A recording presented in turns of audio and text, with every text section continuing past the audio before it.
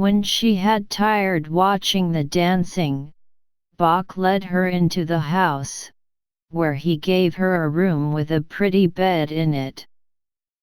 The sheets were made of blue cloth, and Dorothy slept soundly in them till morning, with Toto curled up on the blue rug beside her.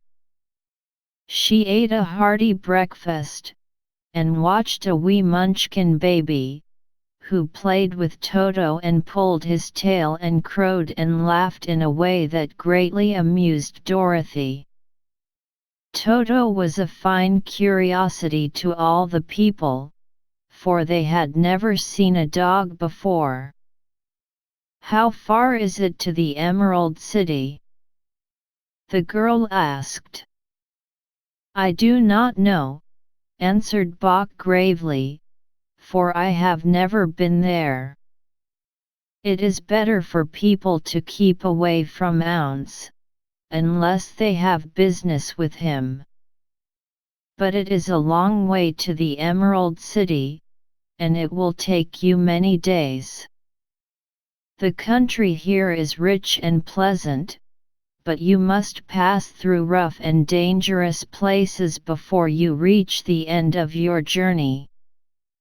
This worried Dorothy a little, but she knew that only the great Ounce could help her get to Kansas again, so she bravely resolved not to turn back. She bade her friends goodbye, and again started along the road of yellow brick. When she had gone several miles she thought she would stop to rest, and so climbed to the top of the fence beside the road and sat down.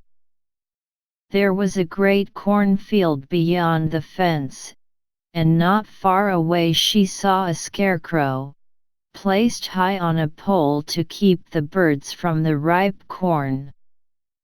Dorothy leaned her chin upon her hand and gazed thoughtfully at the scarecrow.